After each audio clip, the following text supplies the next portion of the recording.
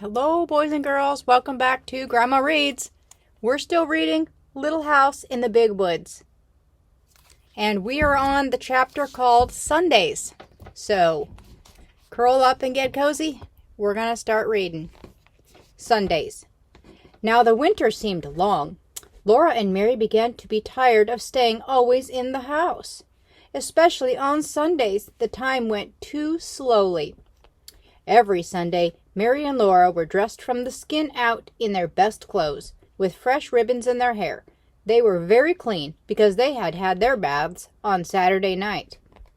In the summer, they were bathed in water from the spring, but in the winter time, Pa filled and heaped the wash tub with clean snow, and on the cook stove it melted to water. Then by the warm stove, behind a screen made of a blanket over two chains, Ma bathed Laura, and then she bathed Mary. Laura was bathed first because she was littler than Mary. She had to go to bed early on Saturday nights with Charlotte, because after she was bathed and put into her clean nightgown, Pa must empty the wash tub and fill it with snow again for Mary's bath. Then after Mary came to bed, Ma had her bath behind the blanket, and then Pa had his, and they were all clean for Sunday. On Sundays, Mary and Laura must not run or shout or be noisy in their play. Mary could not sew on her 9-patch quilt, and Laura could not knit on the tiny mittens she was making for baby Carrie. They might look quietly at their paper dolls, but they must not make anything new for them. They were not allowed to sew on doll clothes, not even with pins. They must sit quietly and listen while Ma read Bible stories to them, or stories about lions and tigers and white bears from Pa's big green book, The Wonders of the Animal World. They might look at pictures, and they might hold their rag dolls nicely and talk to them, but there was nothing else they could do. Laura liked best to look at the pictures in the big Bible, with its paper cover. Best of all was the picture of Adam naming the animals. Adam sat on a rock, and all the animals and birds, big and little, were gathered around him, anxiously waiting to be told what kind of animal they were. Adam looked so comfortable. He did not have to be careful to keep his clothes clean, because he had no clothes on. He wore only a skin around his middle. Did Adam have good clothes to wear on Sundays? Laura asked Ma. No, Ma said. Poor Adam, all he had to wear was skins. Laura did not pity Adam. She wished she had nothing to wear but skins. One Sunday after supper, she could not bear it any longer. She began to play with Jack, and in a few minutes she was running and shouting. Pa told her to sit in her chair and be quiet. But when Laura sat down, she began to cry and kick the chair with her heels. I hate Sundays, she said. Pa put down his book. Laura, he said sternly, come here. Her feet dragged as she went because she knew she deserved a spanking. But when she reached Pa, he looked at her sorrowfully for a moment and then took her on his knee and cuddled her against him. He held out his arm to Mary and said, I'm going to tell you a story about when Grandpa was a boy. It's called The Story of Grandpa's Sled and the Pig. When your grandpa was a boy, Laura, Sunday did not begin on Sunday morning, as it does now. It began at sundown on Saturday night. Then everyone stopped every kind of work and play. Supper was solemn. After supper, Grandpa's father read aloud a chapter of the Bible, while everyone sat still and straight in his chair. Then they all knelt down, and their father said a long prayer. When he said amen, they got up from their knees and each took a candle and went to bed. They must go straight to bed with no playing, laughing, or even talking. Sunday morning they ate a cold breakfast because nothing could be cooked on Sunday. Then they all dressed in their best clothes and walked to church. They walked because hitching up the horses was work, and no work could be done on Sunday. They must walk slowly and solemnly, looking straight ahead. They must not joke or laugh or even smile. Grandpa and his two brothers walked ahead, and their father and mother walked behind them. In church, Grandpa and his brothers must sit perfectly still for 2 long hours and listen to the sermon. They dared not fidget on the hard bench. They dared not swing their feet. They dared not turn their heads to look at the windows or the walls or the ceiling of the church. They must sit perfectly motionless and never for one instant take their eyes from the preacher. When church was over, they walked slowly home. They might talk on the way, but they must not talk loudly, and they must never laugh or smile. At home, they ate a cold dinner, which had been cooked the day before. Then all the long afternoon they must sit in a row on a bench and study their catechism until at last the sun went down and Sunday was over. Now Grandpa's home was about halfway down the side of a steep hill. The road went from the top of the hill to the bottom, right past the front door, and in winter it was the best place for sliding downhill that you could possibly imagine. One week Grandpa and his two brothers, George and James, were making a new sled. They worked at it every minute of their playtime. It was the best sled they had ever made, and it was so long that all three of them could sit on it, one behind the other. They planned to finish it in time to slide downhill Saturday afternoon. For every Saturday afternoon, they had 2 or 3 hours to play. But that week, their father was cutting down trees in the big woods. He was working hard, and he kept the boys working with him. They did all the morning chores by lantern light and were hard at work in the woods when the sun came up. They worked till dark, and then there were the chores to do, and after supper they had to go to bed so they could get up early in the morning. They had no time to work on the sled until Saturday afternoon.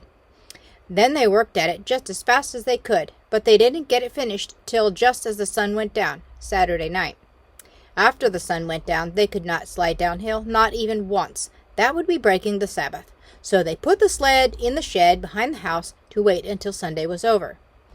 All the 2 long hours in church next day, while they kept their feet still and their eyes on the preacher, they were thinking about the sled. At home, while they ate dinner, they couldn't think of anything else.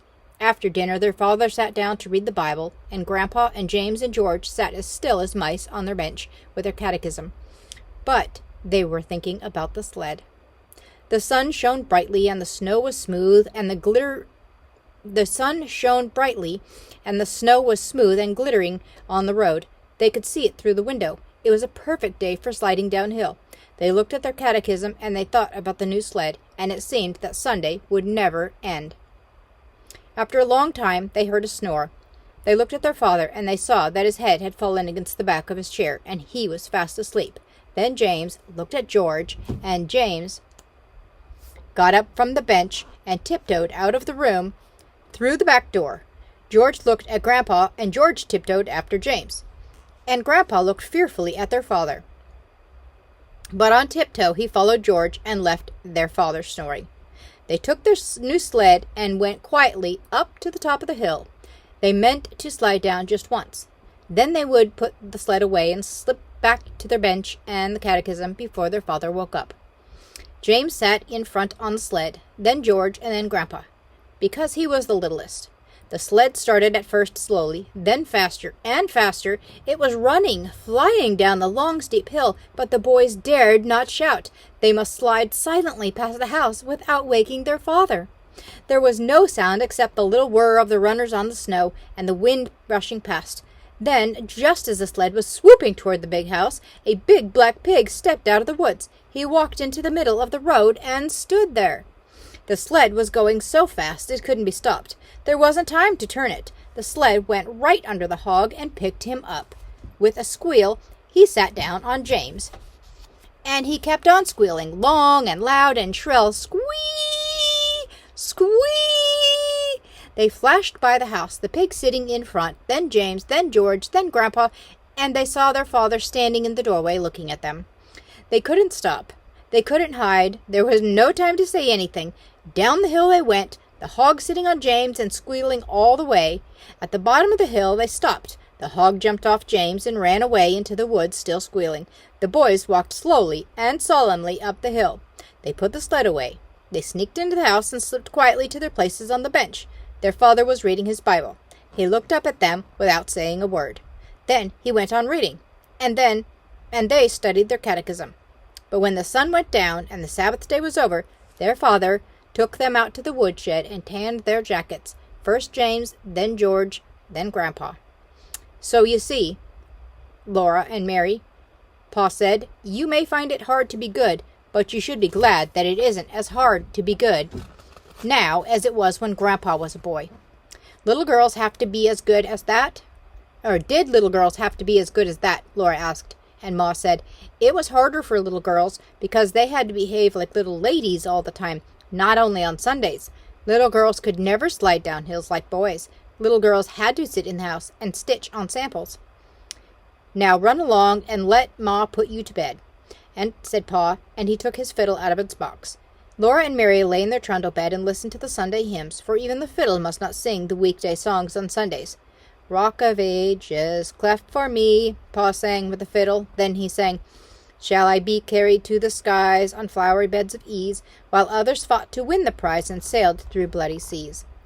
Laura began to float away on the music, and then she heard a clattering noise, and there was Ma by the big stove, getting breakfast. It was Monday morning, and Sunday would not come again for a whole week. That morning, when Pa came in to breakfast, he caught Laura and said he must give her a spanking. First he explained that today was her birthday, and she would not grow properly next year until she had a spanking, and then he spanked so gently and carefully that it did not hurt a bit. 1, 2, 3, 4, 5, 6, he counted and spanked slowly. 1 spank for each year, and at the last one big spank to grow on. Then Pa gave her a little wooden man he had whittled out of a stick to be company for Charlotte. Ma gave her 5 little cakes, 1 for each year, that Laura had lived with her and Pa. And Mary gave her a new dress for Charlotte. Mary had made the dress herself, when Laura thought she was sewing on her patchwork quilt. And that night, for a special birthday treat, Pa played Pop Goes the Weasel for her. He sat with Laura and Mary close against his knees while he played. Now watch, he said. Watch, and maybe you can see the weasel pop out this time. Then he sang, A penny for a spool of thread, another for a needle. That's the way the money goes. Laura and Mary bent close, watching, for they knew now was the time. Pop, said Pa's finger on the string. Goes the weasel, sang the fiddle, plain as plain. But Laura and Mary hadn't seen Pa's finger make the string pop. Oh, please, please do it again, they begged him. Pa's blue eyes laughed, and the fiddle went on while he sang, All around the cobbler's bench, the monkey chased the weasel, the preacher kissed the cobbler's wife. Pop goes the weasel. They hadn't seen Pa's finger that time either. He was so quick they could never catch him. So they went laughing to bed and lay listening to Pa and the fiddle singing, There was an old donkey, and his name was Uncle Ned, and he died long ago, long ago. There was no wool on the top of his head in the place where the wool ought to grow. His fingers were as long as the cane in the brake, his eyes they couldn't hardly see, and he had no teeth for to eat the hoe cake, so he had to let the hoe cake be. So hang up the shovel and the hoe, lay down the fiddle and the bow. There's no more work for old Uncle Ned, for he's gone where the good darkies go. And that's it for today. Thank you so much for coming and listening to the story, and I'll see you again next time. Bye.